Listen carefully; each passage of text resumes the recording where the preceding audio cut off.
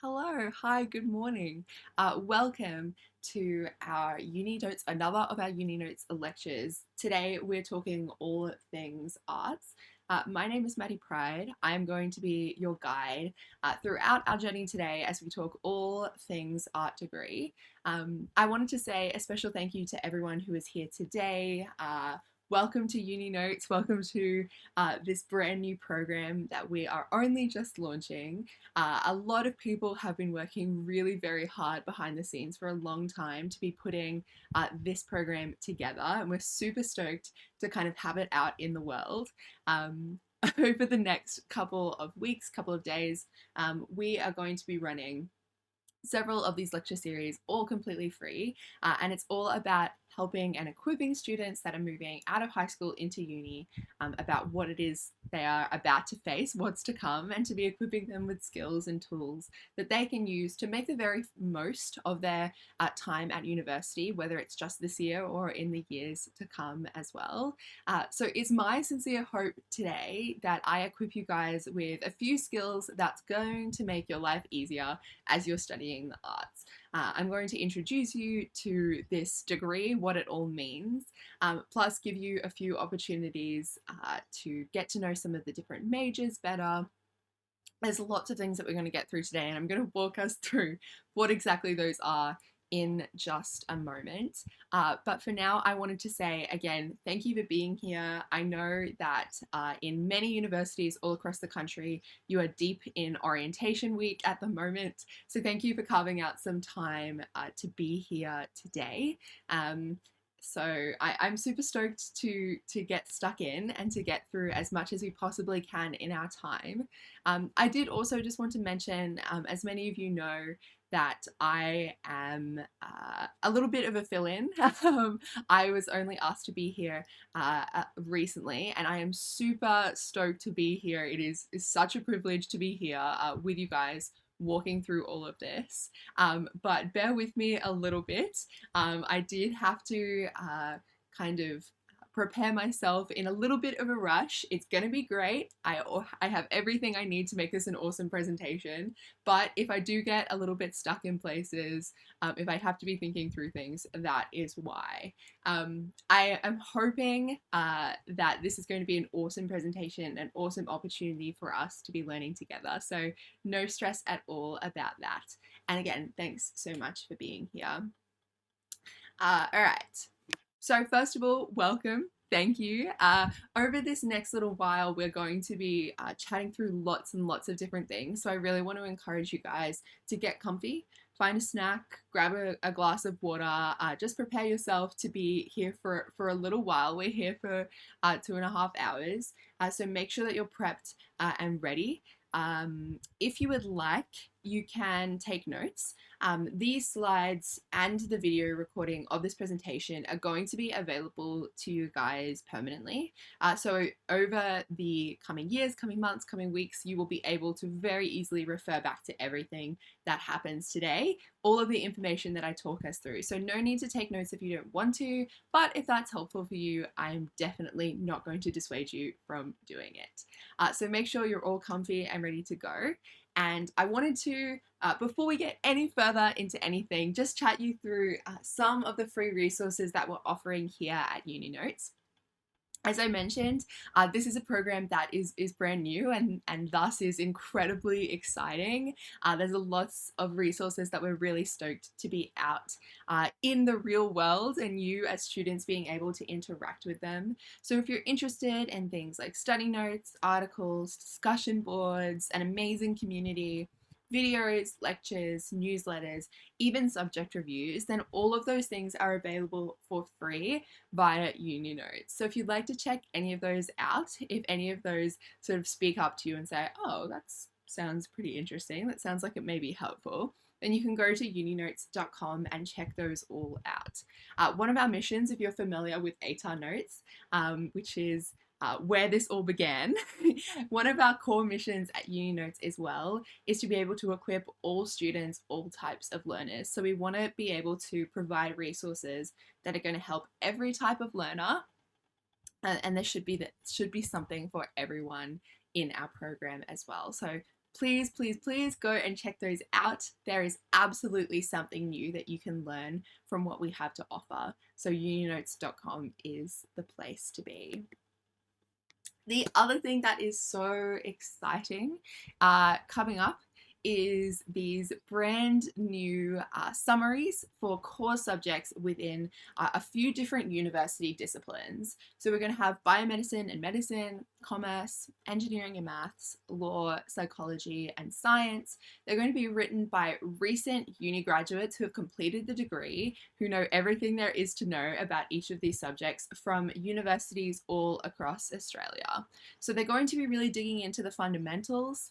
Obviously, subjects are going to differ a little bit between universities, but the core fundamentals of the subject do remain the same, and all of that is going to be talked through and pulled apart and explained within these guides. So they would be a super useful tool to have by your side as you are completing your first couple of years of your degree. And if you're interested in finding out a little bit more, staying up to date, uninotes.com again is the place to be for all of these things. So very, very exciting. Lots coming up. I hope that you guys are as excited as we are to be using and utilizing Uni Notes in your studies. It's going to be, a really great couple of months beginning the uni semester and really kick launching everything we have to offer. So again, thanks so much for being here. We're super keen. Let's get into a little bit about what we're doing today, because this is why you are here. And I want to just start off by, popping in a little disclaimer. So I wanted you guys to know that this isn't a fine arts lecture. Now, I'm sure you all already know that, but there is a little bit of confusion around the word arts. This isn't a fine arts lecture. I'm not going to be talking about painting or music or any of those other disciplines. I am not qualified to teach on them. I am, let's say, perhaps challenged in those areas. So me doing a 2.5 hour session on them would be just the smallest bit ironic. So I'm not. We're going to stick to liberal arts and everything that kind of goes underneath them. A lot of people have a bunch of preconceived ideas about what the arts and what an arts degree actually looks like. And I'm going to spend some time busting them, whether in one of our early sections of the session today or in the Q&A slider that we have. And I will show you guys that in just a moment. I think, honestly, the truth of the arts is only really revealed when you guys will sit down and start studying them in a real classroom with real professors and students around you as well. But I do want to kind of take out the trash a little bit with a couple of things that you might have been told about the arts, might have been teased about the arts, and why this is a discipline that is actually so incredibly useful and special towards creating future leaders within your tertiary education. As I mentioned before, we've got a lot to cover, so get nice and comfy, prepare yourself for the journey, prepare yourself for the odyssey. We are going to have a lot of fun, I promise. Okay, I wanted to really quickly show you Slido. So as you guys probably know, this presentation is a little bit unlike others that you may have been in. So unlike things like Google Meet or Zoom, it is sort of a one-way connection. You can see me, but I can't see you, which means that it's a little bit hard to have that sort of interaction. So what we decided to do was to use Slido, and Slido is this resource which allows us to be having a Q&A throughout our session today. So we're going to be using our little audience Q&A section. You can go to slido.com and you can insert this code here. So 79727772. You can insert that on the opening screen, the home screen of Slido, and you'll be taken to a page where you can ask questions.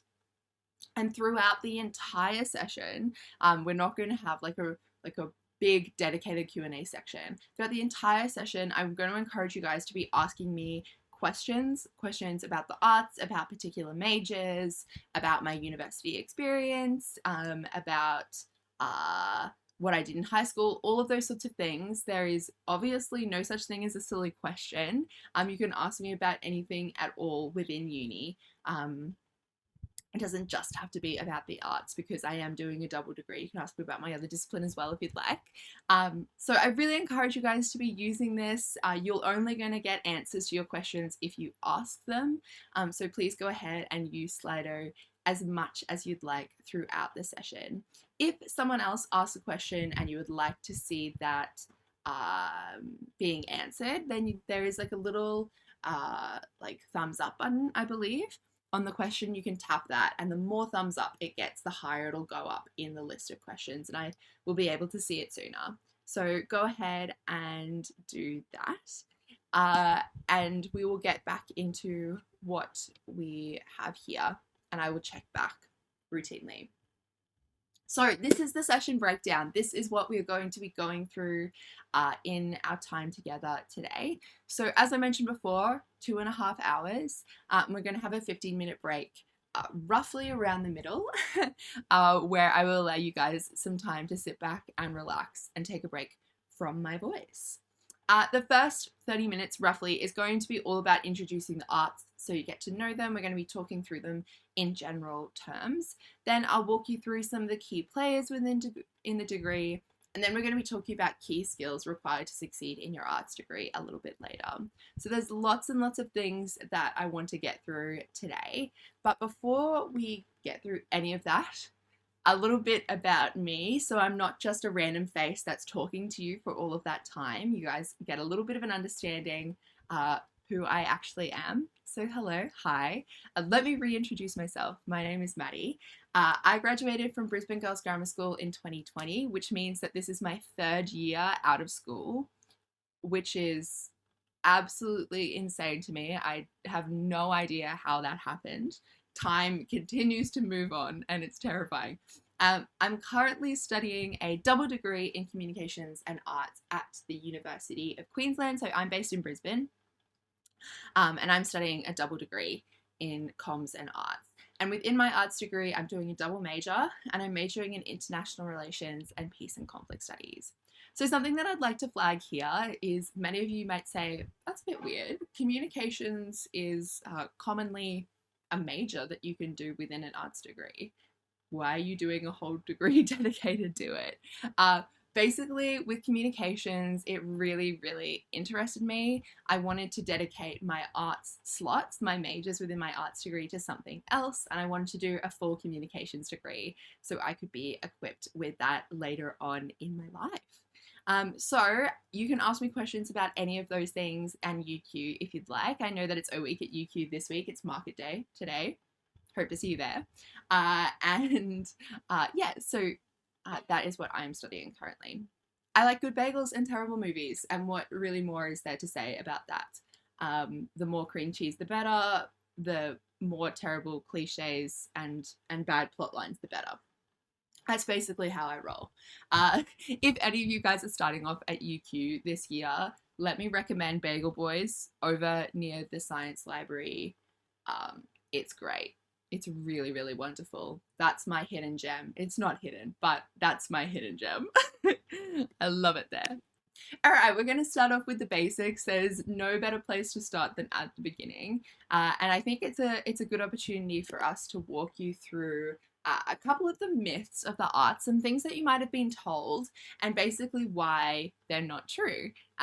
Because some people, I'm going to be completely honest, guys, some people like to tease people who study the arts, and I want to give you guys a couple of things that you can say back to them if they are going to push your buttons about it.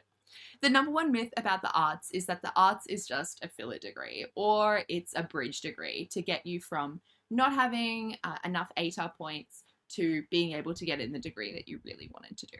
And while it absolutely works to do that, you can use an arts degree to help you get into a degree that you really, really want to do.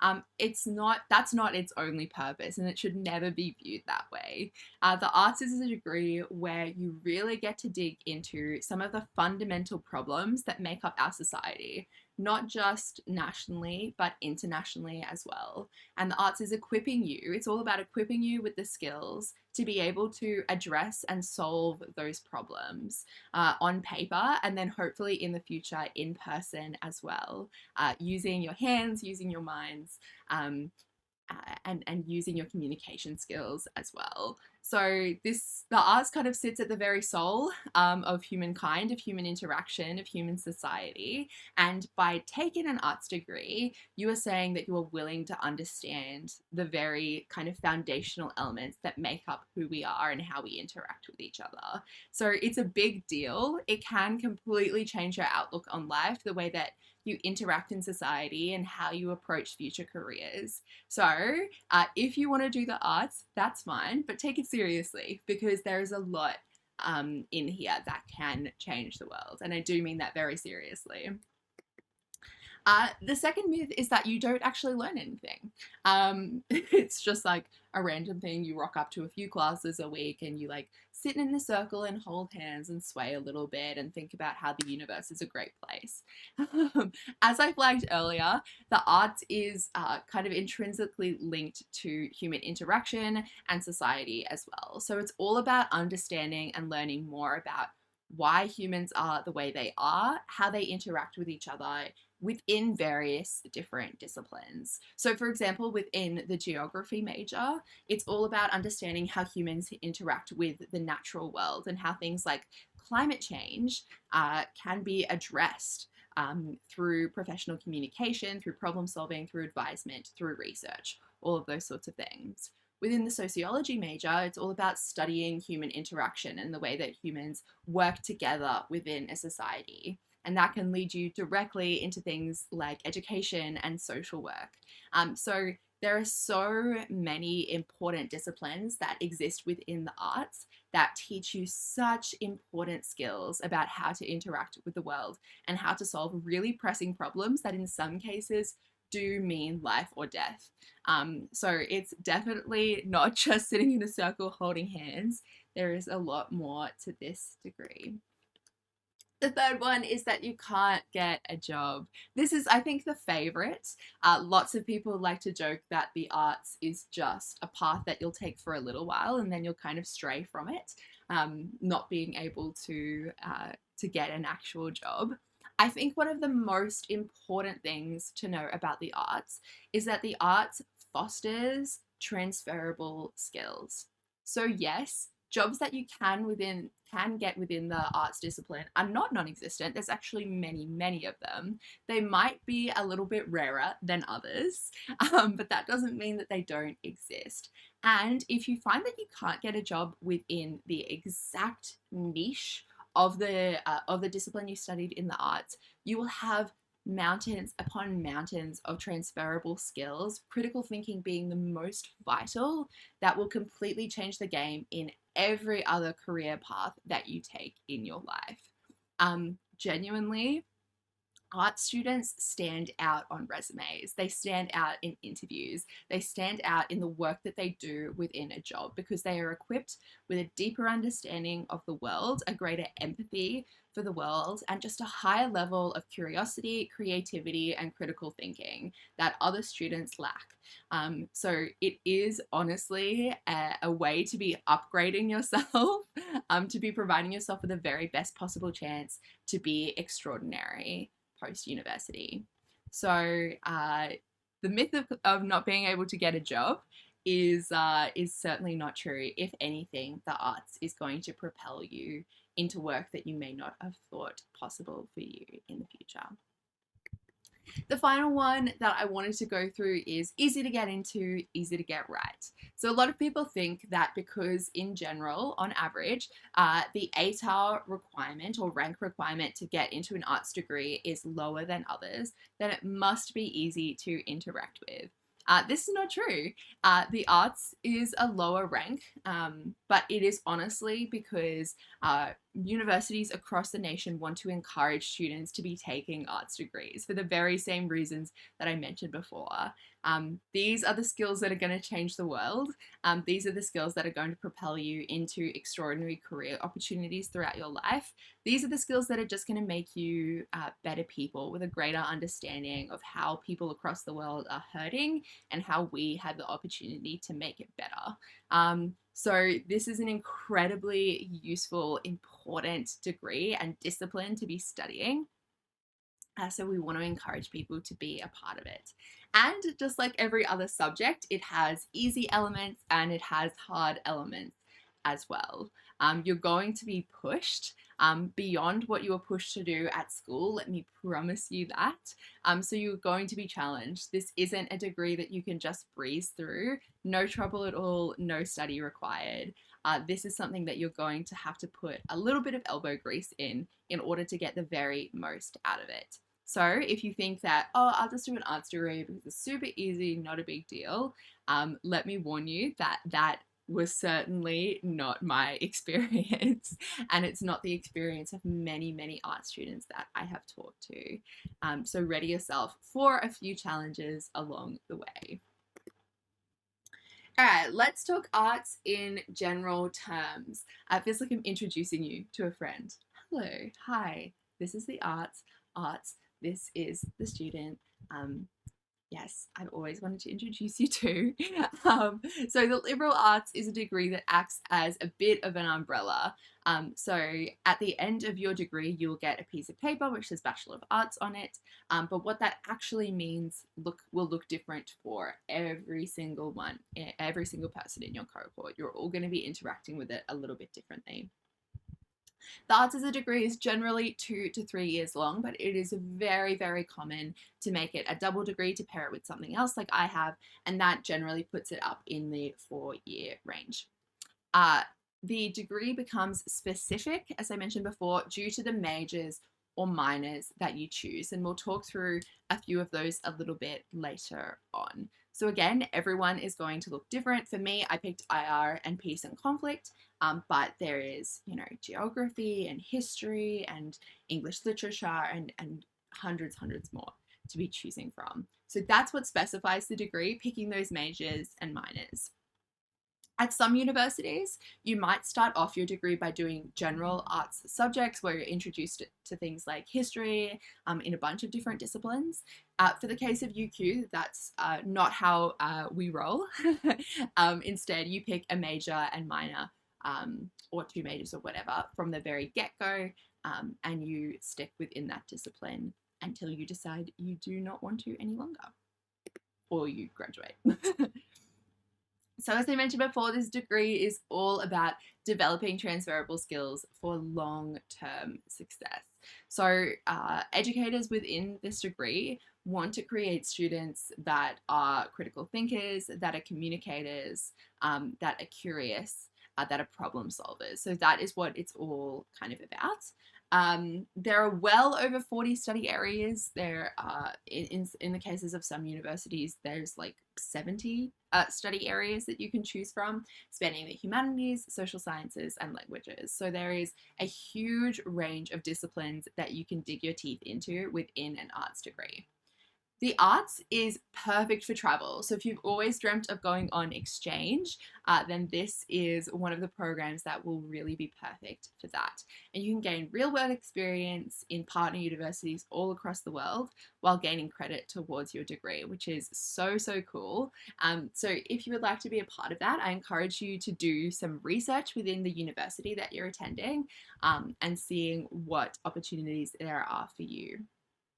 This is a degree that has very few exams. It is the vast majority of essays and presentations. So instead of sitting down in a room for 2 hours and doing some multiple choice, you're going to be asked to do a lot of essays and a few presentations in front of tutorials and things like that as well. So I've been at university for over 2 years, and during that time, I have never sat a university exam.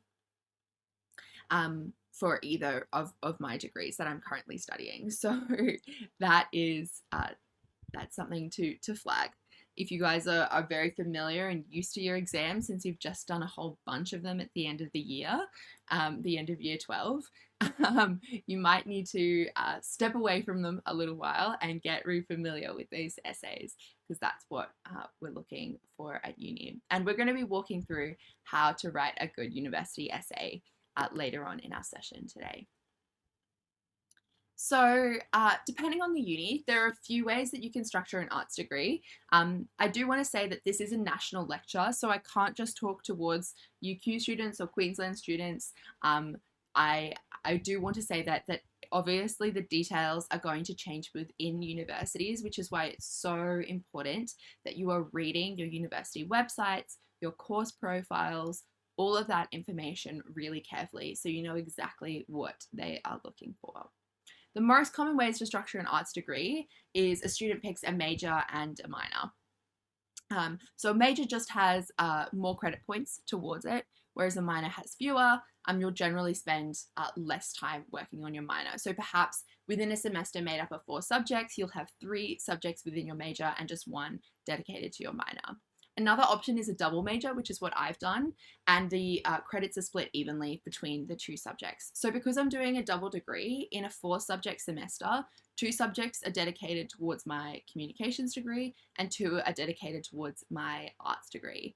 And within those 2 subjects, I have 1 international relations subject and 1 peace and conflict subject. There are also third major or minor options. So you could pick a double major and then do like a third major, or you can do like a major and 2 minors. Again, it's different for each university, and those are more specialized cases, so they're not as common as the other 2. But definitely something to look into if you're looking for a really broad range of study. You want a little bit of a taste of everything.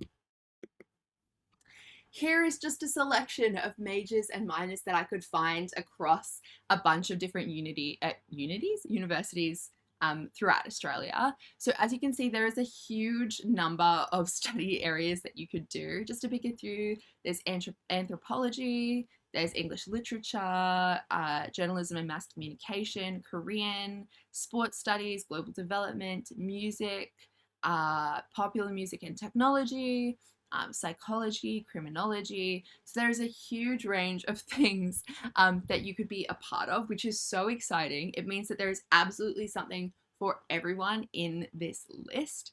I have heard academics throughout the years claim that arts is something that every student should have a taste of during their time at university, just to get those transferable skills that I was talking about earlier. So it's so exciting that there's so much to choose from. It means that you can find something that you're really, really passionate about. For me, that was what I looked for when picking my majors. I was like, what am I excited about learning about? What do I want to know more about? What to me stands out as something that is going to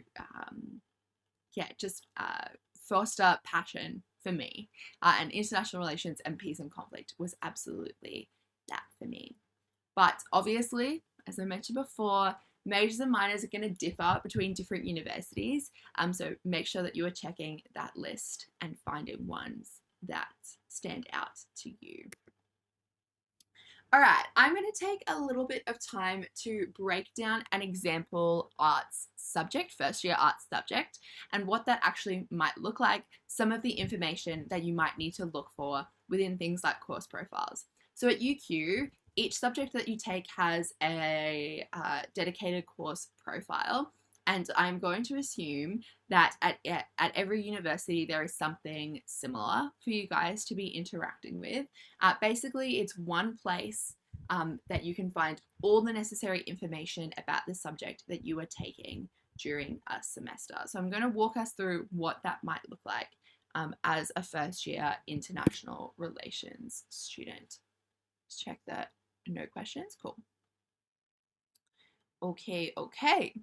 So what does a first year arts subject look like? And we're going to take the example of Introduction to International Relations, or IR 101, essentially.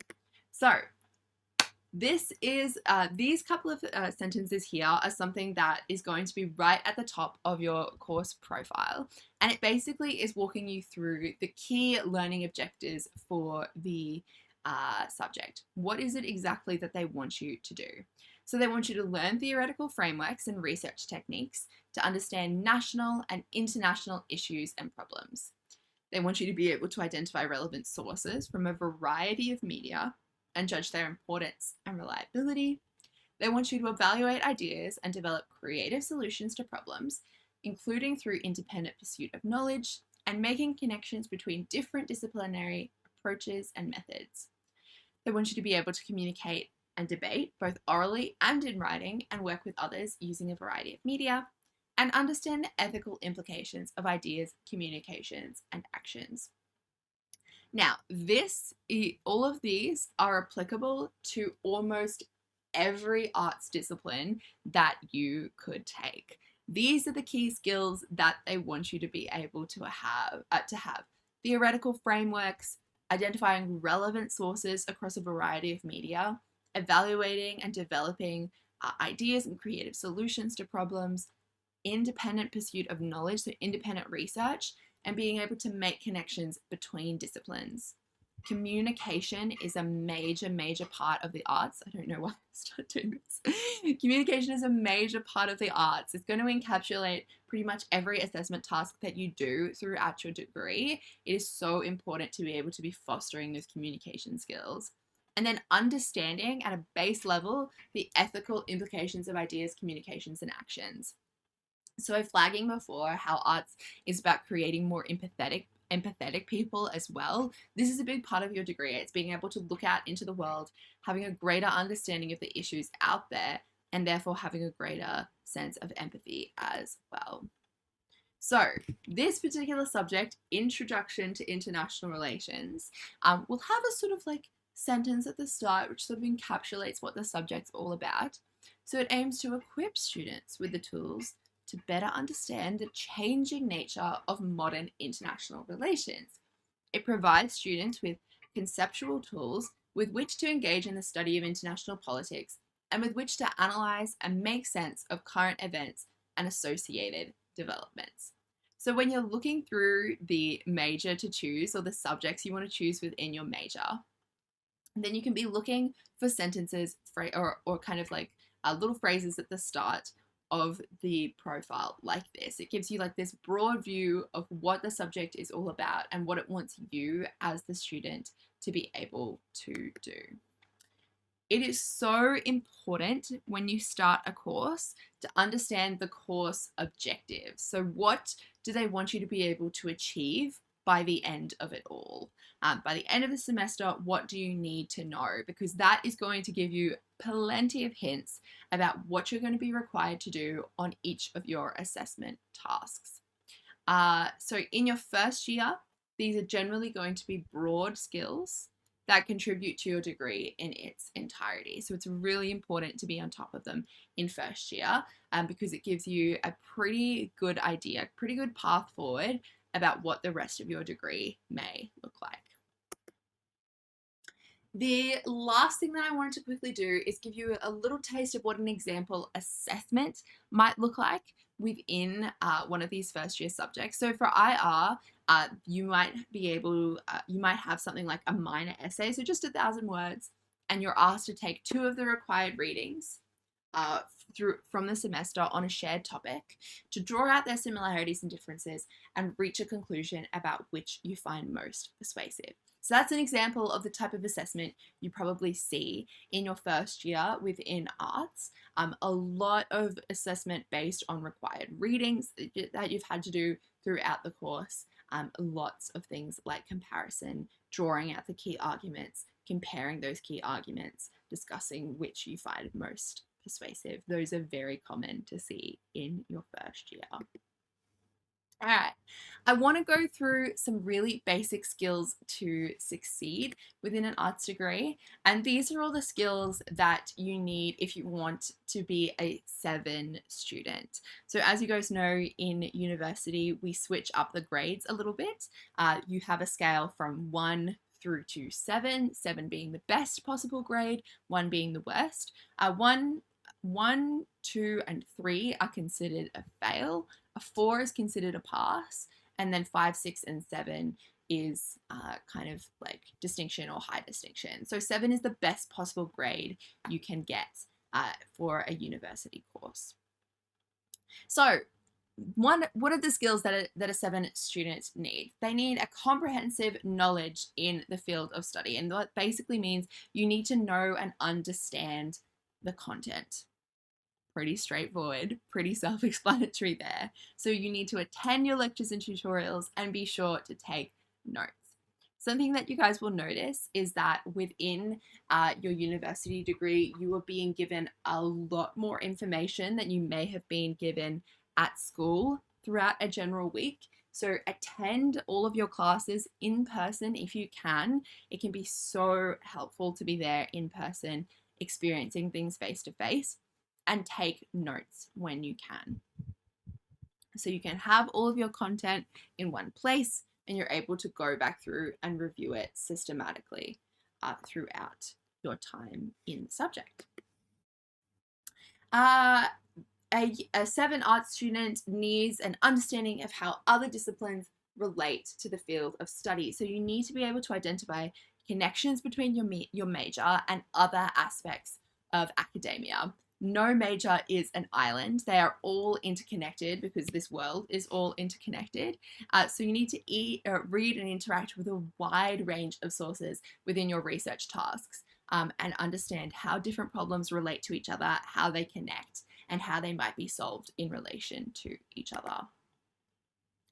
A 7 art student needs an international perspective on the field of study. So you need to be able to understand and work with a diverse range of perspectives on issues. So if you're a straight white woman, don't only read work written by straight white women. You need to broaden your horizons there. Take inspiration, take information from a wide range of authors, from a wide and diverse range of backgrounds as well. Having all of those perspectives can completely change your outlook on an issue, can offer solutions that you didn't see or identify before, or provide counter arguments that you can strengthen your own argument with. So it is so important to be reading widely. A 7 art student needs the ability to connect, analyze, and organize information, and to convey those ideas clearly and fluently in both written and spoken form. So as I flagged earlier, communication is a major part of this degree, and that means that you're going to need to be able to organize and synthesize your arguments well. To do that, let my advice be to plan your essays well in advance, particularly when you are a first-year student. The expectations for university assignments can be quite different to high school assignments, so give yourself the time to get it wrong. Draft and redraft, and give yourself every opportunity to put in a really great piece of work. So plan your essays well in advance, allow time to sufficiently research, draft, and edit. That will serve you so well. Let me be one of the few pieces of information that I really emphasize in our session today. Plan your essays in advance, allow time to research, draft, and edit. That will completely change the game. A 7 art student needs to have the ability to interact effectively with others in order to work towards a common outcome. So group assignments, they are not entirely common, but they're certainly not unheard of within an arts degree. So you need to be an effective part of a larger group, particularly within tutorial settings. So for each of your subjects, you'll have generally an hour and a half or a 2-hour lecture each week, and then around an hour tutorial session with a much smaller group of people. So in your lecture, there might be 150, 200 people, and then in your tutorial, you'll get down to like 20 people. So it's sort of like a general high school class level setting. So you need to be able to actively participate in your tutorials and be a kind, respectful contributor to any group activities. Again, having different perspectives, even just from your peers around you, is going to completely change the way you approach assessment in university, because you are developing ideas and gathering information that you may not have otherwise had access to because of others around you. A 7 art student needs the ability to identify problems, create solutions, innovate, and improve current practices. So at the heart of so many arts assignments is a problem that you as the student need to solve or need to offer a solution towards. So it is so important to be an active participant in your studies rather than a passive one. As soon as you start working passively, that is where your academics are going to suffer a little bit. So make sure you're noticing issues in your study habits, ideas, or theories that you don't understand, perspectives you cannot find, holes in your argument, real life problems that are linked to your studies, etc. So you need to be able to identify those problems when they arise so you have time to solve them, and give yourself ample time to provide solutions, whether that is on the page within an actual assignment or in your real life, to provide yourself the most well-being you possibly can. A 7 art student needs the ability to define and analyze problems. So you need to be able to identify and write about issues pertaining to your chosen study area. The arts is all about gaining a greater understanding of the issues that affect the world around us. So as I mentioned before, this is a core tenet of your studies within an arts degree. So you need to be looking outwards at the world, not shying away from those hard issues, those hard problems, and working to understand them well so that you can offer solutions towards them. Arts in that sense can be a little bit heavy if you choose a discipline like peace and conflict studies. Obviously, there's a lot of horrible things that happen in the world. Unfortunately, that's something that we live with more and more due to digital connection and communication. But you need to be aware that part of the arts degree, particularly in those disciplines, is looking at those problems in detail, pulling them apart, and finding the kind of core causes for them. A 7 art student needs to have the ability to evaluate opinions, make decisions, and to reflect critically on the justifications for the decisions that they make. So you need to be able to pull apart different perspectives from a wide range of sources and reflect on choices you make to pull together an argument. So you can't just put forward an argument and say, this is my argument. You need to be able to justify it continually throughout your work. So your assignments need a greater time commitment and reflection, primarily because you won't have that beautiful structure that you had in high school. That is something that I personally felt like was pretty jarring when I started uni. You don't have that really nice structure of a teacher checking up on you, on checkpoints, on read and marked drafts. You might not get like an actual structure with all of the headings and subheadings that you need just handed to you. You kind of have to come up with those by yourself. You need to seek out answers by going to your tutor or your professor. You need to be reading through resources that your university offers you as well within your discipline. So you need to be able to take responsibility as a student for all of your learning from start to finish. And understanding, a 7 art student needs an understanding of social and civic responsibility. So you need to be interacting within your discipline with respect, so important, and in an informed, committed, and constructive manner. Basically, at the end of the day, you need to be willing to be wrong. This is a subject that very rarely has black and white answers. A lot of answers can be deemed correct with enough solid argument and good evidence. So be willing to be wrong, be willing to learn, and to contribute to the growth of others too, of course, in a respectful manner. A 7 art student needs a knowledge of other cultures and times and an appreciation of cultural diversity as well. So you need to be open to and respectful of cultures other than your own, and you need to be able to understand their contribution to your discipline. So differing perspectives are going to elevate your work beyond your imagination. Use them. Don't shy away from them. Embrace them. See what they have to offer. It can completely change the way that you approach an issue and the way that you may write an assignment. With talking through the Arts Golden Ticket or the Arts Golden Tickets, which is some of the key information, general sort of skills that you guys are going to need. And the central one for that is going to be how to write a good essay, a good university essay. And it's quite likely that these essays will look a little bit different to what you've interacted with in the past for essays. So it's important that we go through in a little bit of detail about what exactly it is you're up against. Something super important that I want to flag: in all cases, it is imperative that you follow the advice of your professors, your tutors, and your course coordinators to the exact type of assessment that is being requested of you. They know exactly what they want. They might have specific requirements that I am not privy to, so I can't talk you through in our session today. So in all cases, you need to follow the advice of those people about the exact assignment you need to hand in. And just like you need to read your task sheets at school, your course pages, directories, and guides will give you the details you need to include in your work. What we talk through today is just a general guide. It's a starting point, it's a launch pad.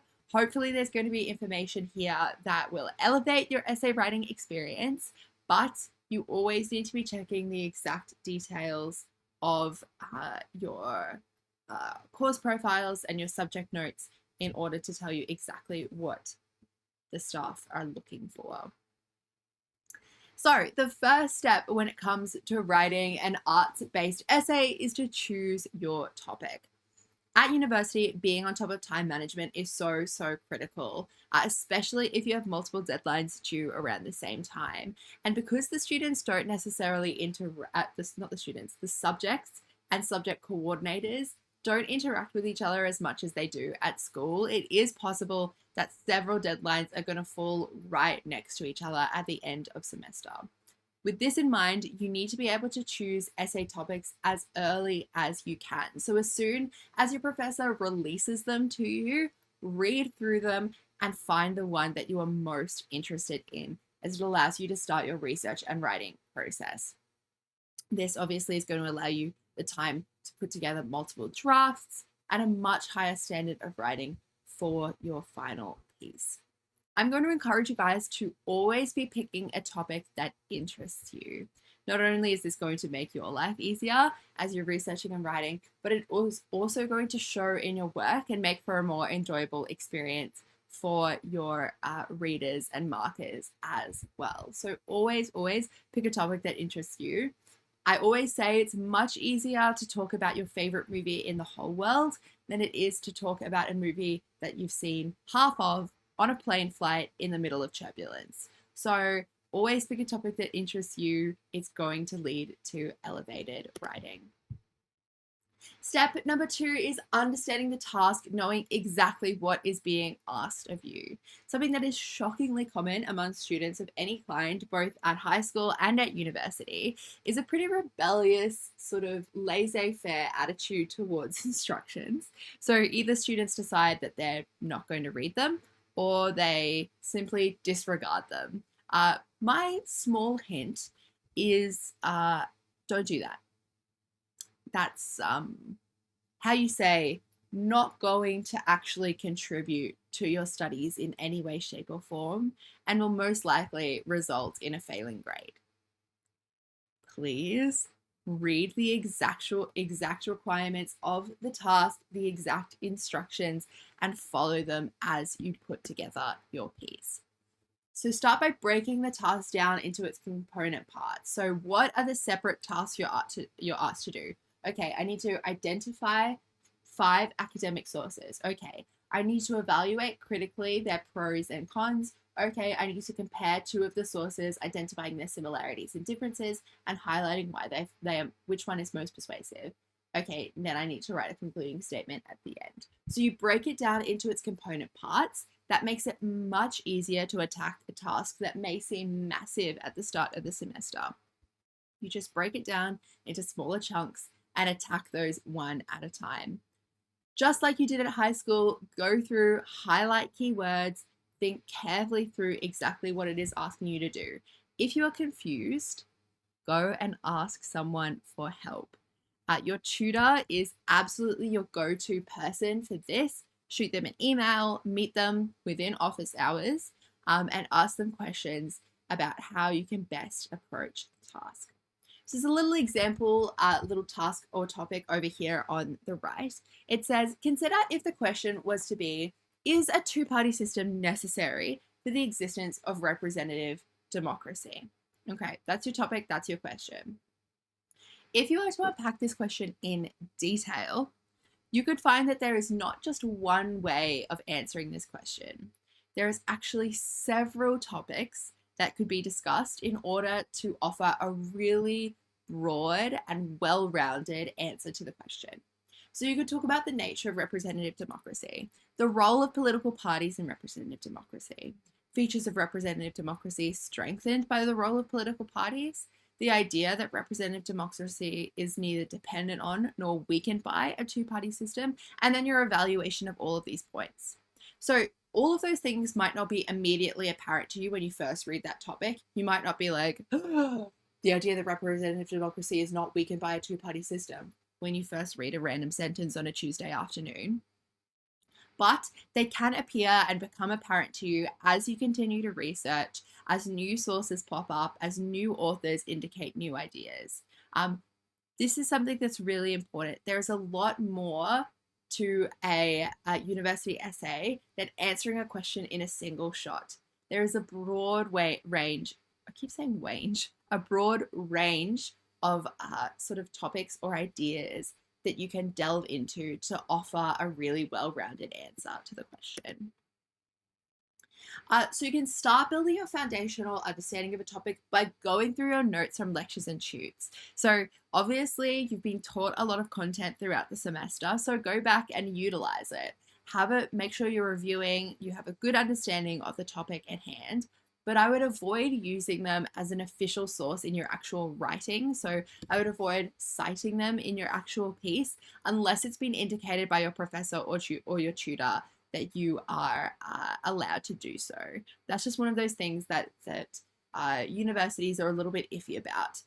So avoid doing it unless it's been indicated otherwise. In your essays, you need to develop a thesis, also known as your central argument, and your thesis acts as a thread that connects every little element of your piece together. The other little metaphor I like to use is that it's the spine of the essay, and every other system, every other argument, all the nerves within your essay is connected back to your thesis. So it works not only to directly answer the question posed by the task, but it also acts as the primary justification for that answer. So it's not just okay for you to be like, all right, is a two-party system necessary for the existence of a representative democracy? Yes. Thank you so much. And then you hand that in. You need to offer a direct answer, a specific answer to the question. You also need to justify yourself as well. So why is it that you actually think that? You're required within your essay, not just within arts, but within every discipline across university, to pull information from a range of sources. However, instead of just regurgitating all of that information, you need to be able to explain and critically evaluate the relevance and importance of each of those sources. This means you have to be analytical and not just descriptive. So it's not just about reading things back to people. You need to be able to unpack them and demonstrate the importance of each of those things as well. In many cases, it's going to be your job to not just take any source at face value, but to question the assumptions that are being made, to analyze them. Is this true? Is this relevant? What is a counter argument to this? And we're going to be talking about critical thinking a little bit later on. So identify gaps in arguments or the evidence they use and offer alternatives. That is a really key tenet to writing a good essay. A few little things to avoid when it comes to developing your argument.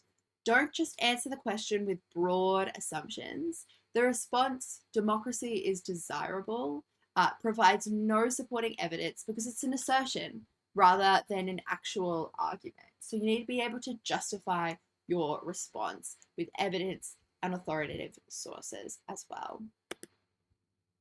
Don't answer a question using a single viewpoint or a simple yes or no response.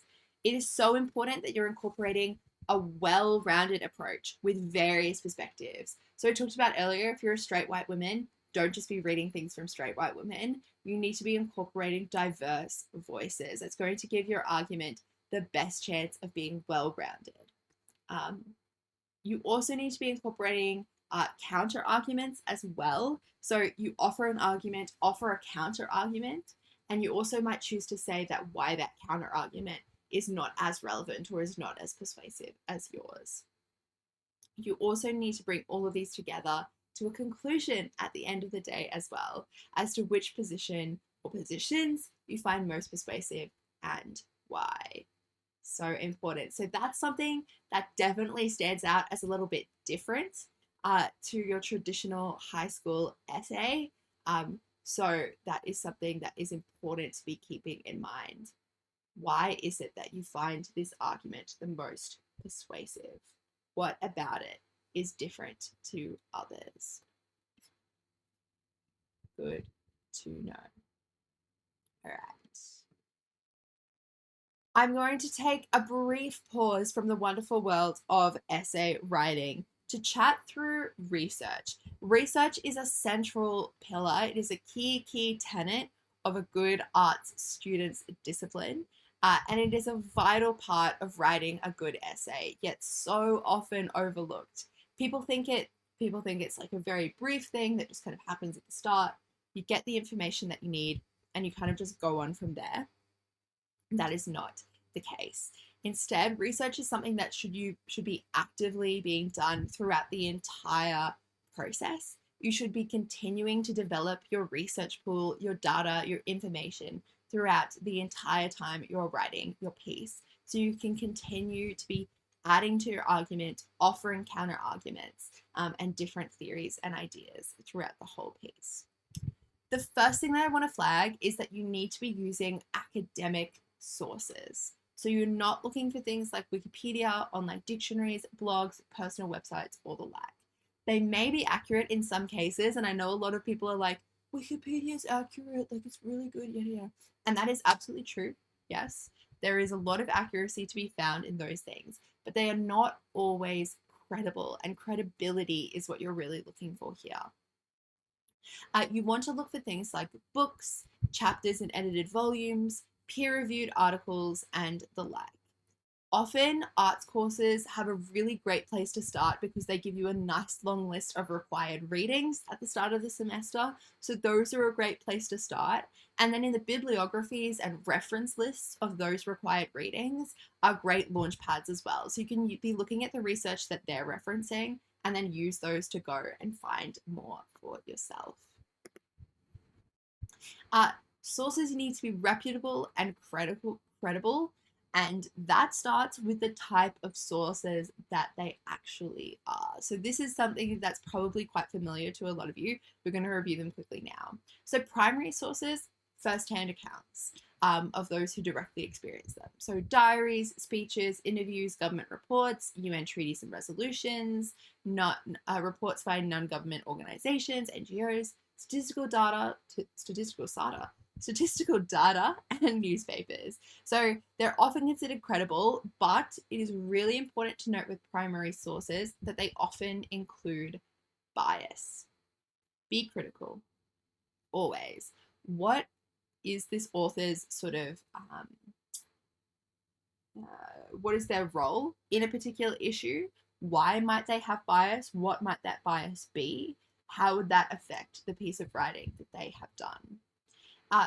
Primary sources aren't strictly academic sources, but they can be really, really useful to uncovering the attitudes of people that were there at the sort of epicenter of an event.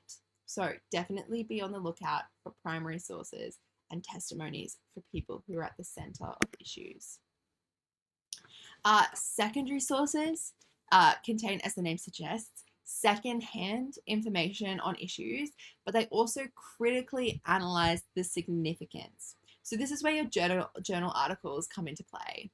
And one of the easiest ways of determining if a secondary source is credible is by determining if it is peer reviewed, if another academic has gone through and looked at the credibility of it, essentially. Pretty much every university, I'm going to say every university, is going to provide databases from which you can find really good quality academic sources via their library services. So you want to be looking out for things like the Social Science Database, Wiley Online, JSTOR, Sage Journals, Taylor and Francis, and Project Muse. So those are all really, really good databases, and they've got literally hundreds of peer reviewed, not hundreds, thousands of peer-reviewed secondary sources there for you guys to be using. And again, all of these sources are going to have reference lists, and bibliographies that you can look at and use to find more sources for yourself. So you kind of get into this big snowball where you start with a few and get more and more and more and more and more, and it's exponential as you go out. So there's some really good opportunities to be finding good evidence through that. All right. Be really careful if and when you want to be using newspapers as a source, as they aren't considered academic and they often promote a very specific niche viewpoint, rather than looking out for a sort of more balanced set of analysis pointers. So if you're looking for commentary and current affairs, newspapers are a good place to start, but don't consider them an academic source. And if you'd like to stray into the wonderful yet terrifying and dangerous world of the internet, you are, of course, very much allowed to do that. You guys are adults now. I'm not going to stop you from using the internet, but you need to be aware that not every source on the internet is going to be credible. You need to check the origin point of the source. What website is it from? Who wrote it? Does it offer accurate, reliable, credible information? Or is it possible that it has a really intense bias, or it could just be straight up lying about what it is saying? So you need to be able to check the credibility. It is so important to do so.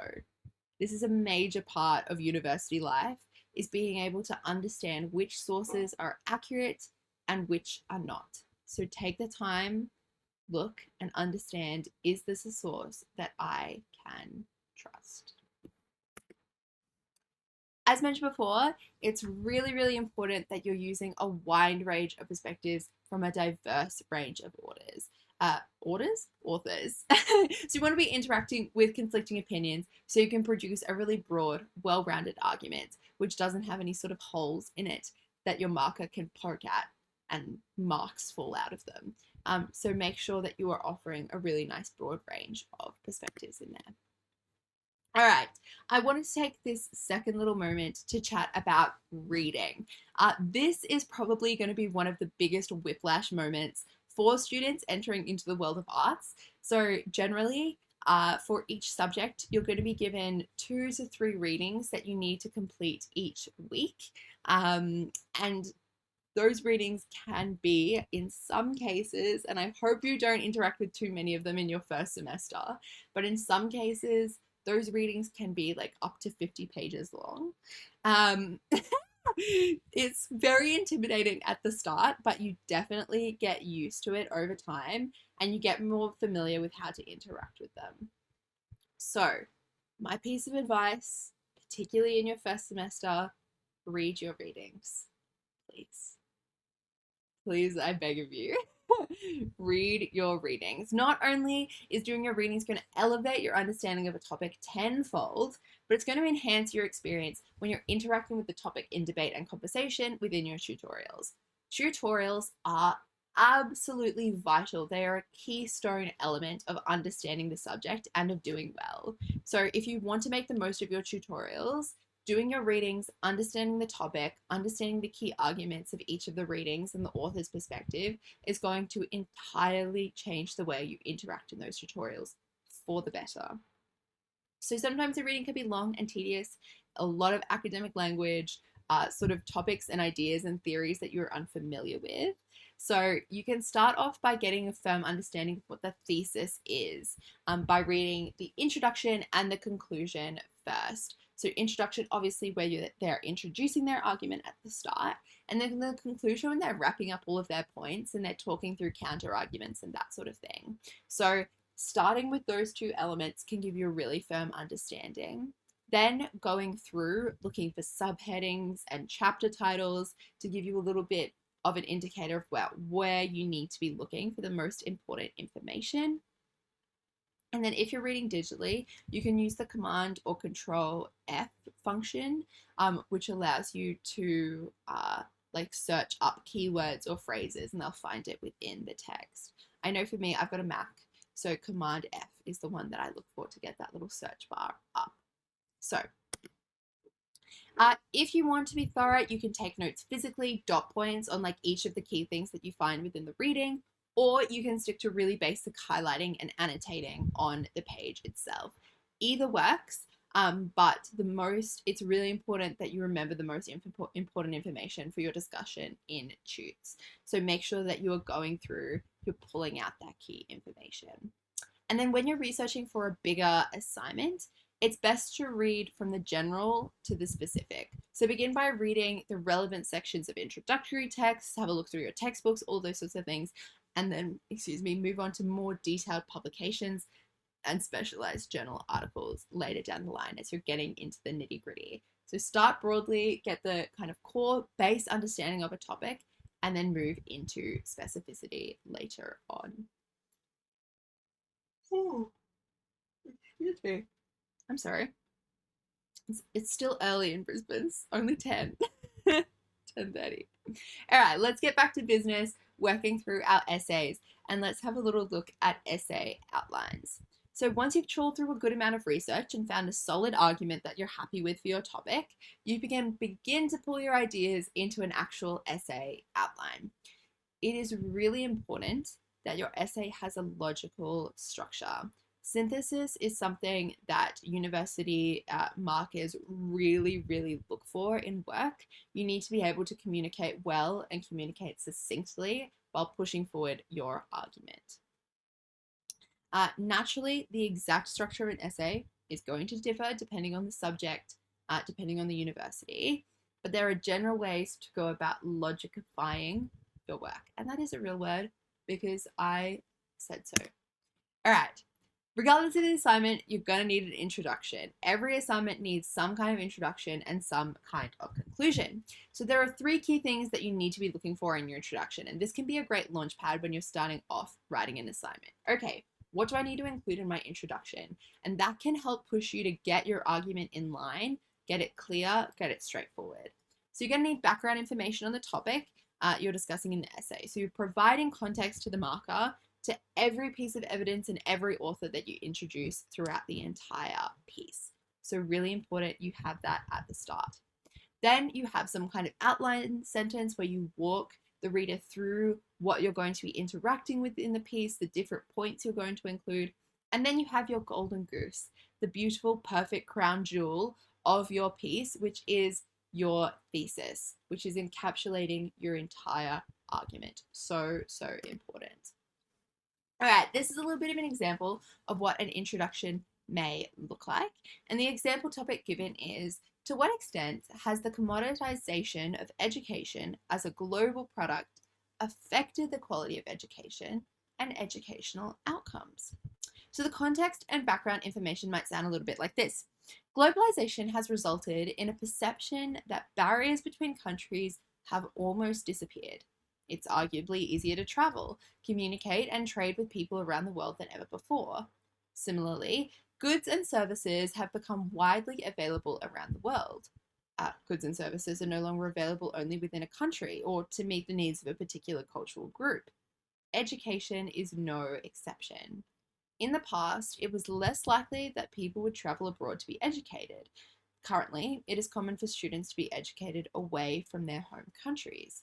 Education has become a global commodity and students are paying high prices for it.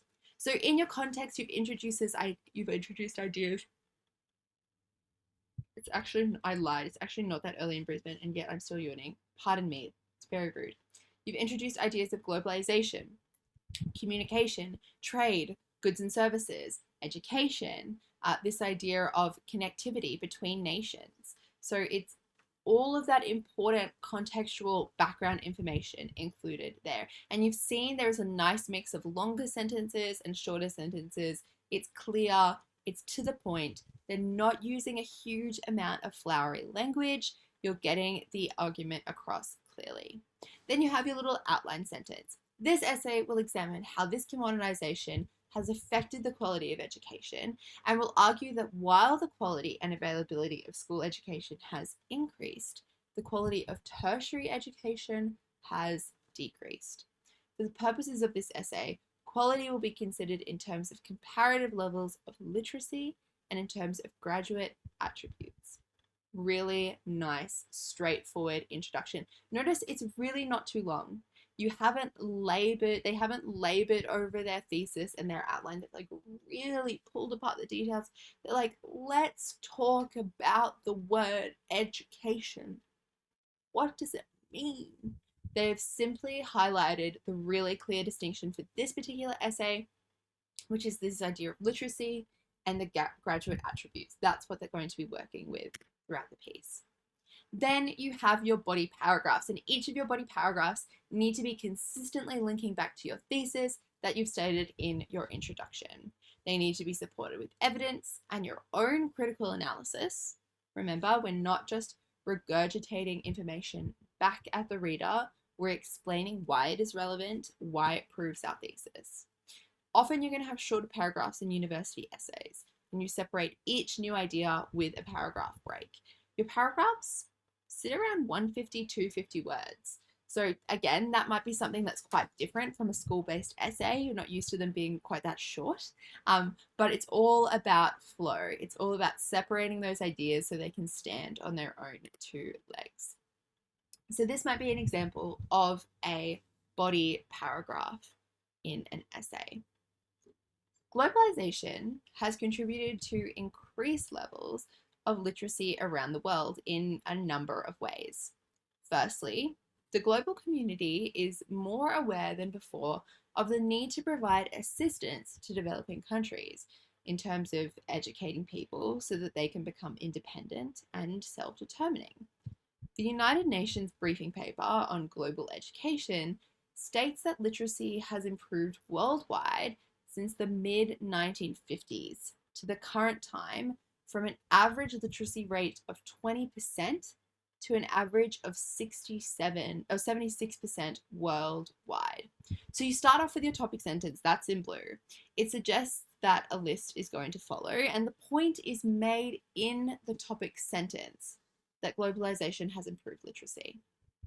Then in the red section, it's references to support the point made in the topic sentence. It's using actual data to kind of back up the claims.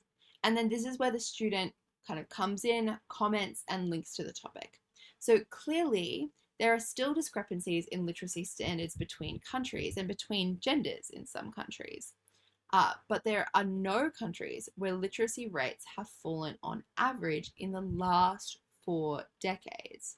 While it could be argued that literacy rates pertain to availability rather than quality, it seems important to note that the first step to increasing quality education is for it to be universally available. Global trends seem to have contributed to this availability.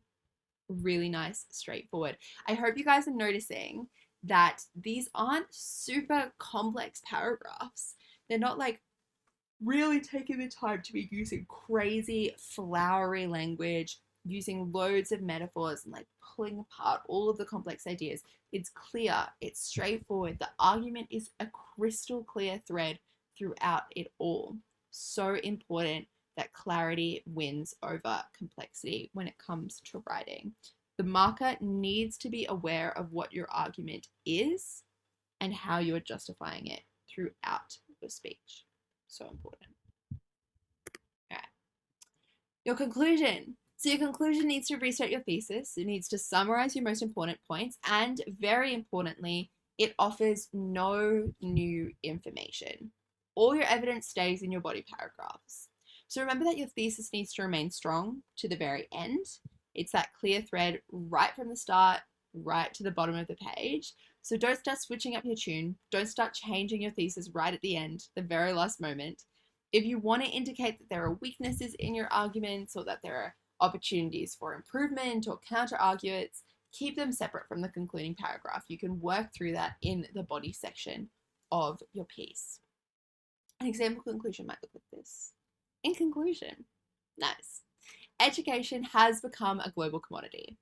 This has had a positive effect on literacy and school attendance rates worldwide. As far as tertiary education is concerned, globalization has made it possible for students to study overseas and by distance education programs. This has provided more access to tertiary study than before.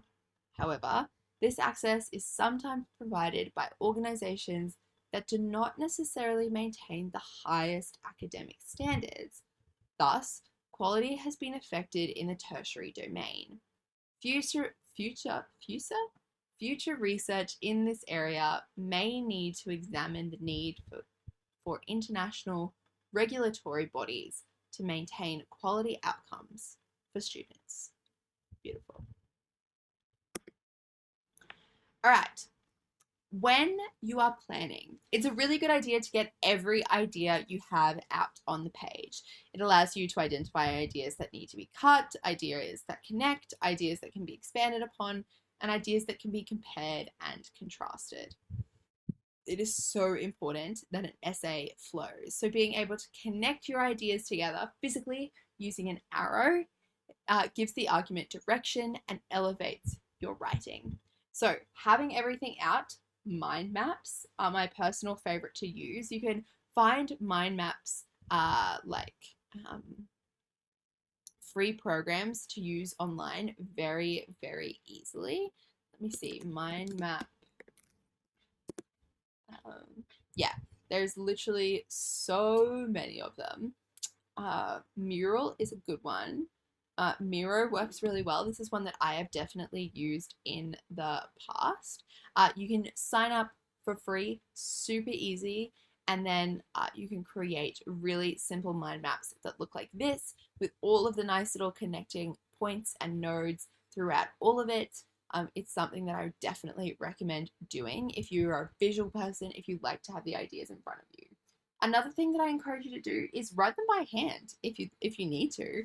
Having those plans out physically in front of you, you can get the red pen out, you can cross out bad ideas, you can draw connections, you can have your little readings next to them, highlighting across, and all of those sorts of things. So get all of your ideas out, even if they feel silly, even if you think there's no way I'm going to be including that in an essay, even if you think it doesn't really relate to the topic itself. Get all of the ideas out, and then you can refine as you go, getting down to the real nitty-gritty elements.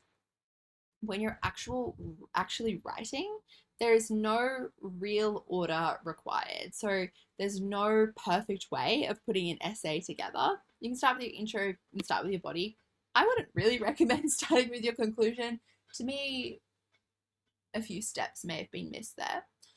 It's likely your thesis might need to be altered throughout the process. So that's totally okay. I think some students think that's like, once I have my thesis, I can't touch it. It's perfect. Why would I do anything to it? But that is okay. You're allowed to tweak your thesis. You're allowed to change it throughout the process. However, every time you change your thesis, you need to be able to show that your new thesis, in its specificity, links to all of the things that you have previously written. Important. Your thesis needs to connect to everything. Remember that you need to balance facts and analysis. If you lean too much to one side, you've only partially answered the question. So we're not just regurgitating something, we're not just describing, but we're not just critically analyzing as well. We need to be introducing new information, new ideas from a broad range of research places. Also, a good essay isn't just a bunch of direct quotes. Your analysis needs to be clear. If I just see like a whole bunch of quotation marks on the page for like 1,000 words, whoa, critical analysis needs to be in there. The argument needs to be clear. All right, cool. We're not in Kansas anymore. And when I say that, it does have a meaning. When I say that we're not in Kansas anymore, I say that university essays expect a higher level of attention to detail. There are things that you probably got away with when you were in school that you're not going to get away with when you're in university. The presentation of your work needs to be really neat. It needs to be well structured, it needs to be logical, it needs to flow well, it needs to be succinct. Every university and faculty is going to be different, but you'll each have specific rules about what they want to see in your essay, and it is detailed. Your teachers at school probably didn't care as much, but they do at university. So some may want size 12, some might want size 11 font, Times New Roman, or Arial. That's the kind of level we're going to. Sometimes faculties talk about margin size, they talk about spacing between lines, they talk about how word count is formatted, how reference lists are formatted, all of these sorts of things. So take the time, find out what your faculty wants from you, and remember to be reading through assessment details carefully to figure out if your specific professor wants anything different. Double check these details. You don't want to lose marks for something this small. That is so frustrating to get a piece of assessment back and be like, they didn't like the formatting. Are you kidding me right now? But it happens. It happens, unfortunately. So we don't want that to happen to you guys. Check the details. It will be worth it in the end. Okay. Here's just a couple of things to flag about those little sort of presentation details. Each of your paragraphs, 150 to 250 words. This might seem insane to some of you. You're used to writing things that are much, much longer than that. But we want to avoid those lengthy paragraphs because they can sometimes make essays feel clunky. Being able to write succinctly demonstrates that you have a really firm understanding of the topic at hand and that you can use your evidence effectively without having to resort to fluff. There is a saying that floats around the world. It's become popularized by the 1975. This idea of being funny in a foreign language. People say that the height of intelligence is being able to be funny in a foreign language because you understand all the mores, the cultural tags, the slang, the emphasis on certain syllables, puns, grammatical humor, all of those sorts of things in a foreign language. If you understand all of that like insane detail, then you are just on a different plane of thinking. So intelligent. It's so hard to be funny in a foreign language. So in the world of arts, that high standard of intelligence being on a different plane of understanding is being succinct and clear in your essay writing. If you can write a beautiful, perfect, well-rounded argument in 500 words, which may be asked of you, you are sitting up at the highest possible 7 you can be. You might get an email from your tutor saying, congratulations on the excellent piece of writing. So that is kind of what we're looking for about writing succinctly. Subheadings. So depending on the task, you might be given subheadings or you might need to come up with your own.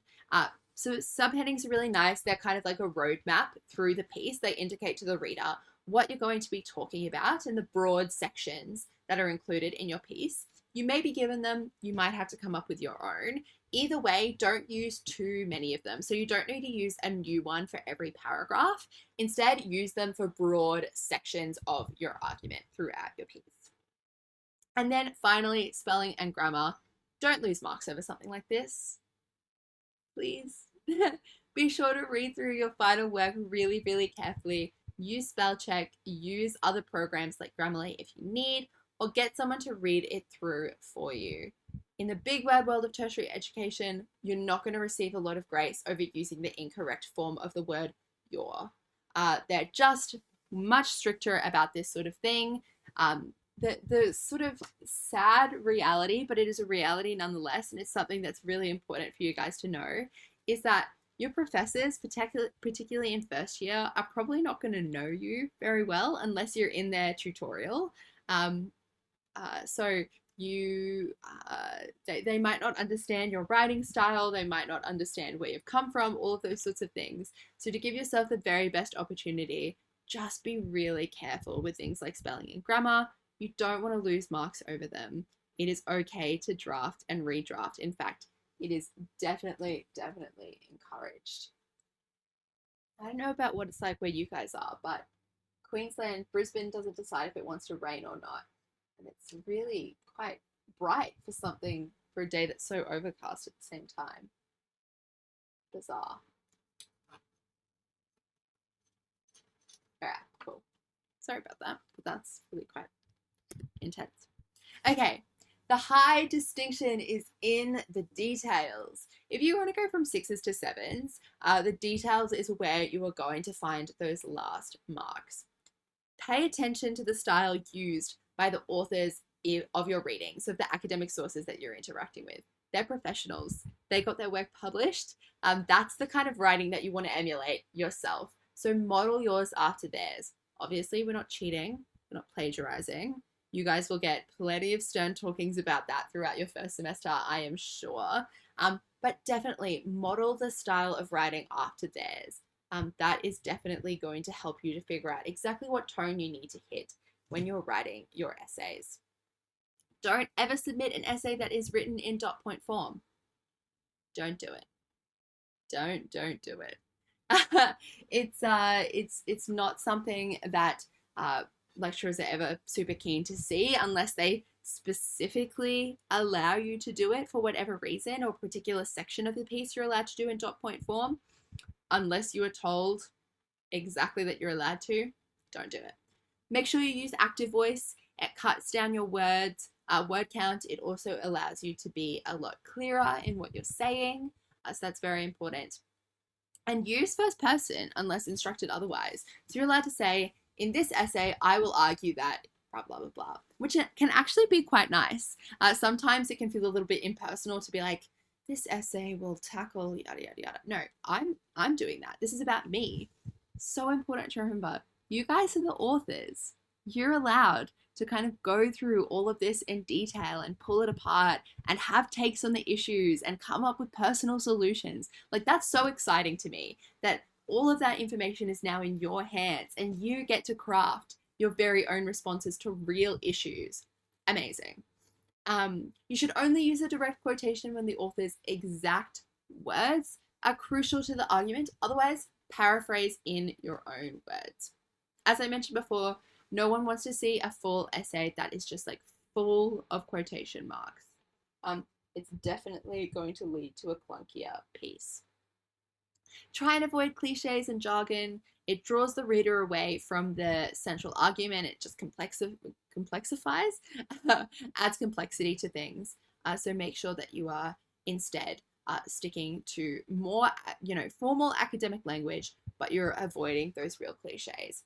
And as I mentioned before, clarity is always going to win over complexity. At the end of the day, the marker needs to know and understand what your argument is. If they're not able to pick up on that central thesis, on that central idea, then the essay is not going to do as well. So make sure that you are sticking to that clarity and complexity. As you continue to write these essays, as you continue to read your academic sources, things like vocabulary, sentence structure, diction is all going to improve over time. Beautiful. Let's take a brief moment to talk about everyone's favorite thing in the whole world, referencing. I wanted to just flag two important referencing systems which may be different and unfamiliar to you guys. They are going to referencing, you've probably all written a reference list before. I hope that many of you have used APA before, which is the American Psychological Association, I believe, which is bizarre, but that's the one. APA 7th is the one that we use for your references, your bibliographies at the end.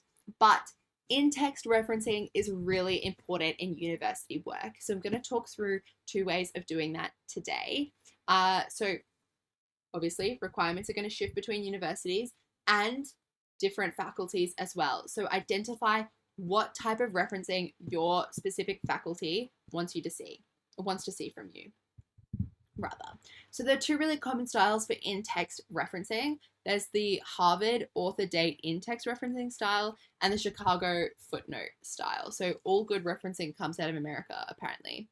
As a general rule, the author date in-text referencing does count towards word count, while footnotes don't. If you have a lot of information in your footnotes, it's likely that'll be counted towards word count. But as a general rule, they're not going to add it to your word count. So that might be something to keep in mind. All right, a couple of Harvard basics. So in-text citations require the last name of the author and the year of the publication. So just like this, bracket Jones 2017. No need for a comma, just Jones 2017. If the name is included in that sentence, only the publication is used at the end. So Taylor 2015 suggests that include the rest of your sentence in there. A page number is included in this little referencing style if you have a direct quote, you paraphrase a passage, or want to direct the reader to a certain page. So when including page numbers, you use lowercase p dot for just one page that you're referencing, or double p dot for multiple pages. So that might look like Smith 2016, comma, p 105, page 105, or Harris 2013, comma, double p dot 131 dash 132, close bracket. So that's what you might look like for page numbers. Place the in-text citation at the end of the sentence before the punctuation. So anxiety about the cultural effects of globalization, Smith 2016, close bracket, full stop. Or if the citation refers to only a section of the sentence, place it immediately after the relevant information. So this was not the case prior to 1974, bracket James 2001, comma, however, and then you go on to something else. If there is no date, you can use the abbreviation N.D, which just stands for no date. It's not surprising. And it just looks like Jones, N.D, close bracket. And then you can separate multiple citations using a semicolon. So you might look like this. It's probably the most complicated one here. Brown, no date, comma. Even though you have the full stop, you still do the comma after it as well. Pages, dot 49 through 50, semicolon, Smith 2016, comma, page 105, bracket, full stop. So these are the most common ones. These are the ones that I like to use. I think I have an example of what that actually looks like in a, here we go. Oh, these are our footnotes. But I'll show you that one in a second. There was another one that I used. Nope.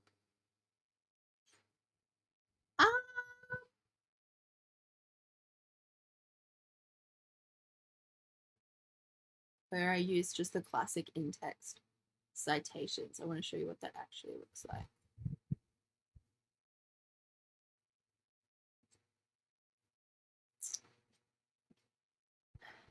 This is incredibly embarrassing. That I'm not surely. Yes, here we go. Haha. Okay. This is an example of what that might look like. So, here we go. Over 80 years before the US Constitution was first penned, Mary Estelle, often considered the first English feminist writer, drew attention to female exclusion from rights and freedoms. If all men are born free, how is it that all women are born slaves? And it's a direct quote, Estelle, 1700. I've looked, you can see I've used the formatting just a little bit differently with this. I've included a comma in these ones, and instead of doing like the little P for page, I've done a colon with the page number afterward as well. So that is also allowed in your work as well. So there you go. And then if I don't have the relevant page number, you just leave it blank. That is okay. So women in slavery were devoid of honor due to their status, dignity, and their indebtedness, any independent social existence. Most importantly, they were powerless without the power of another person. 1982. So that is what that looks like in practice And then you see we have our just classic references at the end using APA style referencing down here. Okay, so those are our Harvard basics. And then we have our Chicago basics. These are the wonderful world of footnotes. So punctuation and spaces within citations are very important. So make sure that you are using them carefully. So you have the little one. Now the one is down here, and I couldn't get the formatting to work, and I'm very upset about it. So I apologize. The one needs to be up here. It's the little reference up here. So it says number 1, so reference to the first thing here. Alistair Blanchard, Hercules, A Heroic Life, London, Granter, 2006, 151. That might be the page number here. So you have the author, you have the title of the text, where it's published, by whom it was published, when it was published, and any relevant page number here. And then in a reference list for Chicago, you might use this version here. The Blanchard, Alistair, so that is your author, title of the text, where it was published, by whom it was published, the year it was published, and you don't need page numbers here in the footnotes. So footnotes, I do have this prepared. Here we go. They look a little bit like this. So you have the little page number references here, and then you come down and you have your references like this. Beautiful. All nicely numbered so that you can come down and refer to them down here. It's a wonderful thing. You can also have your footnotes at the bottom of the page down here. You can do that through formatting. There are many YouTube videos that you can watch to get those footnotes down there very easily. So that is certainly not a problem to find out. You don't have time for me to walk you through the details of that right now, but there are many YouTube videos you can watch. This is the great thing about universities. They have a million different resources to help you with things like this. I know for a fact that UQ has a wonderful referencing guide that can walk you through how to interact with the referencing styles really well to make sure that you're using them correctly in your work. Plus, as I mentioned, YouTube has many, many videos on how to reference well. And I'm sure that each and every Australian university will have some kind of referencing guide. So go ahead, use those, abuse those, find out exactly what referencing style your faculty is looking for, and that is going to help you ultimately pull yourself together. All right, we're going to go into key skills now. So the first one that I want to talk about, as I flagged multiple times throughout our session today, is this idea of critical thinking. So every problem you're going to face within an arts degree has multiple ways to approach it and even more ways to solve it as well. So it's vital to consider how every story has multiple sides and that no argument is ever perfect. It can be really tempting to cling to evidence that you find which matches up with your argument perfectly. You're like, yes, I can write an entire essay based off this, but you need to keep your horizons broad. You need to be considering conflicting opinions and alternative approaches as well. So with each new piece of evidence that you find, you can ask yourself a few of the old faithful questions. Who, what, when, who, what, where, when, why, and how. And this can help provoke some really good critical thinking, which can broaden your research horizons and can help direct you towards other perspectives and sources as well. Or even other mini research questions within your assignment process that can help you kind of break into other topics within the piece. All right, who benefits from this? Who is this harmful to? Who makes decisions about these things? Who is the most directly affected? That's a great one. Remember that one. Who is the most directly affected by this issue? Who have you also heard discuss this? Who will be the key people in this? Who deserves recognition for this? What are the strengths and weaknesses of this argument? What is another perspective? What is another alternative? What might be a counter argument for this? That's the vital one here. What would be a counter argument for this? What is the best or worst case scenario? What is the most or least important? What can we do to make a positive change practically? What is getting in the way of action. Nice. Where might you see this theory in the real world? Where are there similar cases or situations? So if you feel like an issue is confined to one specific geological location, look elsewhere. Where might it else pop up? Where is there the most need? Where in the world would this be a problem? Where can more information be sourced? Where will this idea go? And where are there areas for improvement? Then we have when. When is this acceptable? That's supposed to be a slash. Acceptable dot unacceptable. Acceptable slash unacceptable. When would this benefit our society? When would this cause a problem? When is the best time to take action? When will we know this problem is solved? That's a vital one. So yes, you offer solutions towards a certain problem. What would it look like to have this problem solved? And when will we be able to tell that this problem is solved? When has this played a part in our history? And when can we expect this to change? Why? Why is this a problem or a challenge? Why is it relevant to me or others in the world? Why are people influenced by this? That's a great one. Why should people know about this?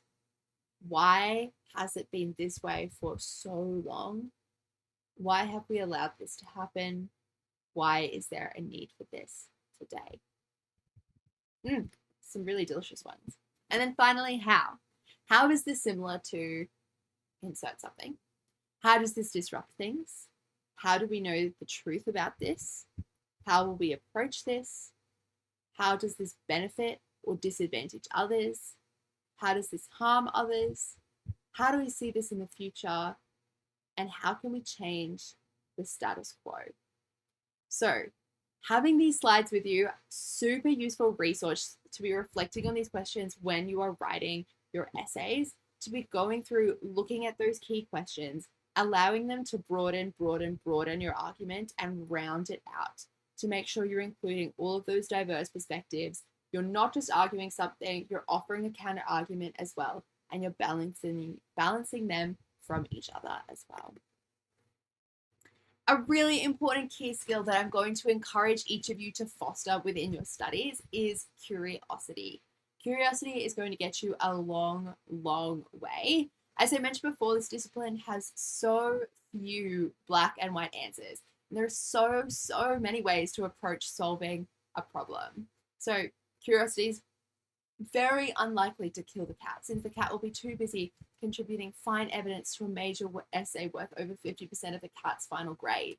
So curiosity is going to find you the best evidence. It's going to find you perspectives that no one else has found. It's going to lead you into topic ideas that you didn't even know were a thing. It's going to lead you to sources that are going to offer really in-depth, good quality perspectives. So curiosity is so vital, and it's often a byproduct of passion. People are the most curious when they care about a topic.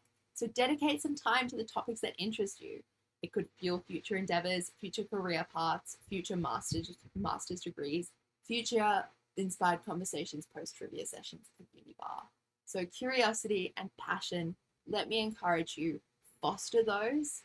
It will serve you really well within this discipline. All right, we are going to spend some time to wrap up the last half hour of our session today, spotlighting a couple of the different majors that you can undertake within an arts degree, along with some possible careers that you can have within each of these little majors. So the first one I'm going to talk about, the first two I'm going to talk about, I'm a little bit biased because they're the majors that I'm doing.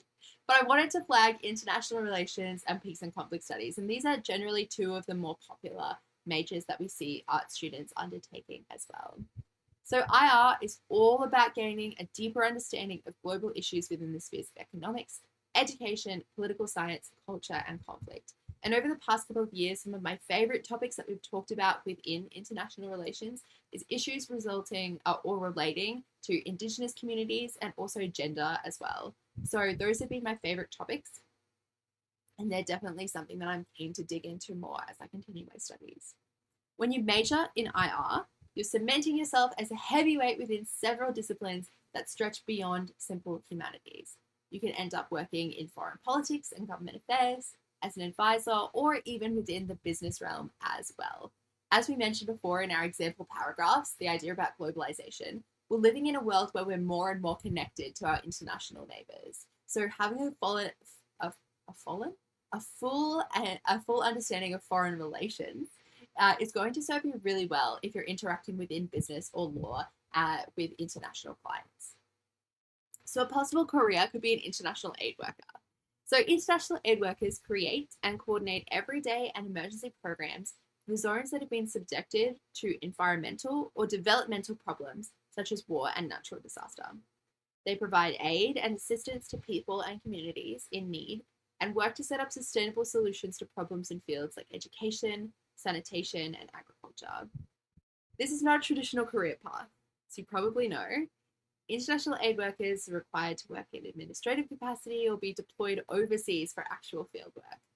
An aid worker needs to be able to adapt to stressful situations and withstand emotional strain. But for the right person, it is a highly rewarding job where no 2 days will ever be the same. So this is one of those things that could be such an insanely exciting opportunity. You'd be seeing and experiencing issues firsthand and being right there to solve them in a long-term capacity. So it's such an interesting and exciting opportunity if you're interested in the realm of international relations.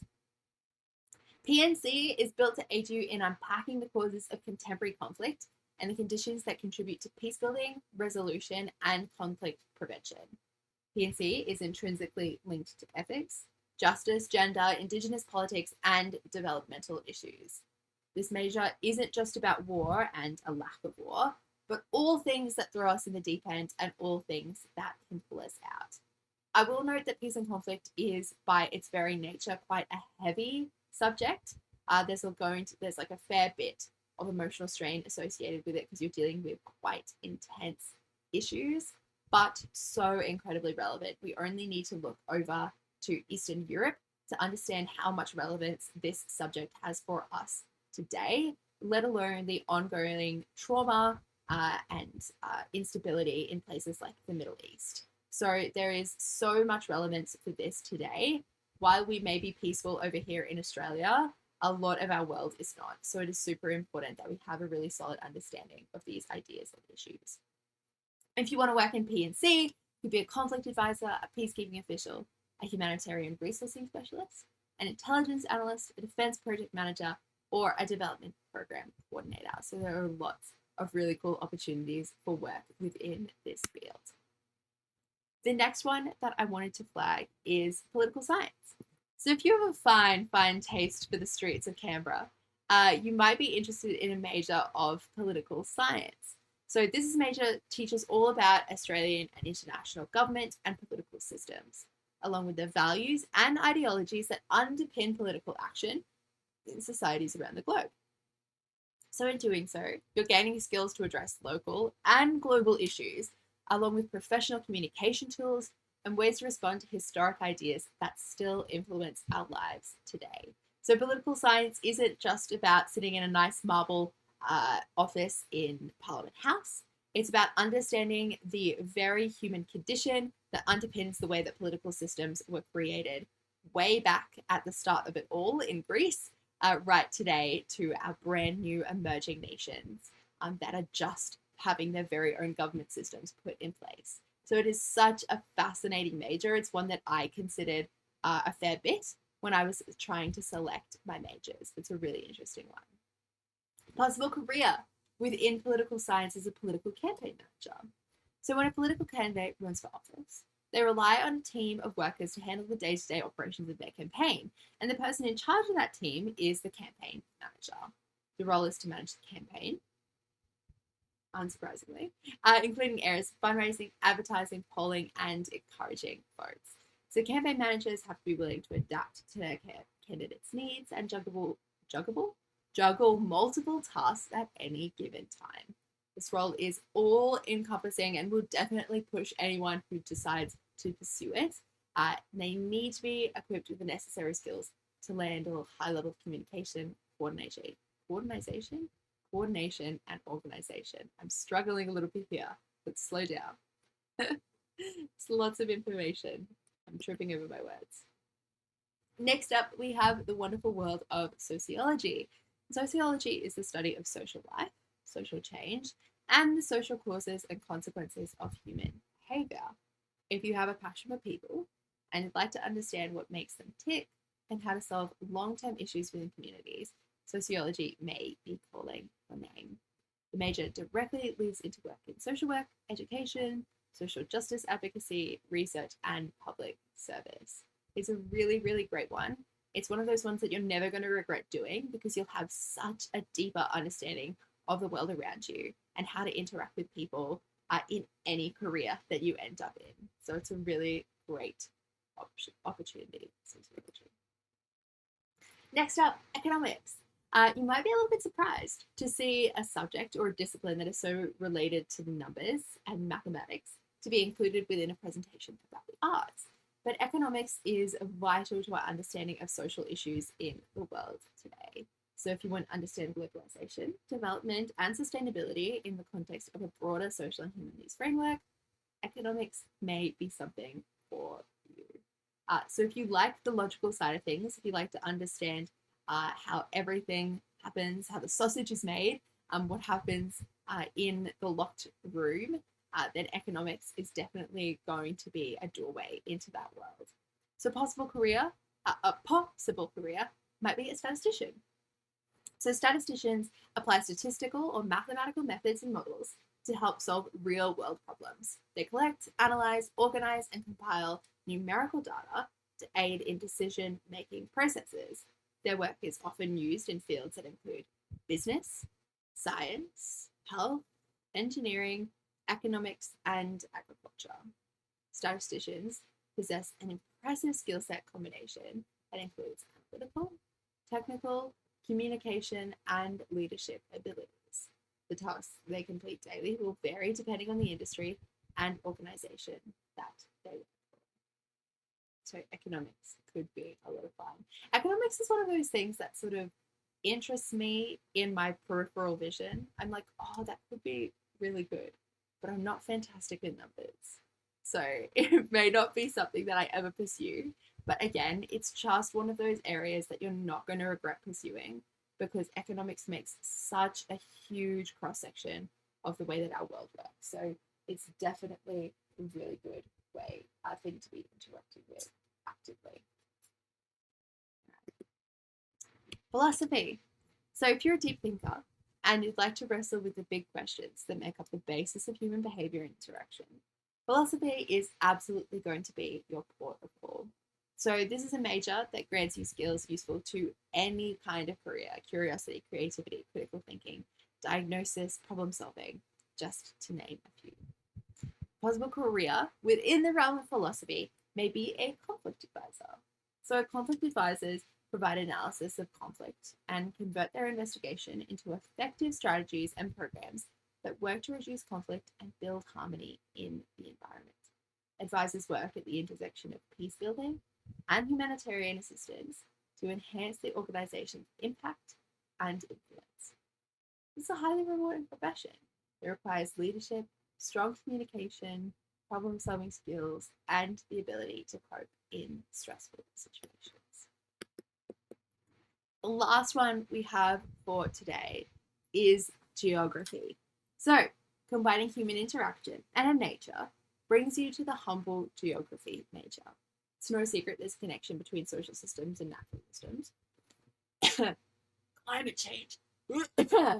And it would be your job as a geography student to understand and unpack these connections and provide solutions to current and future issues. Opportunities include work in sustainability, conservation, education, wildlife management, and advertisement.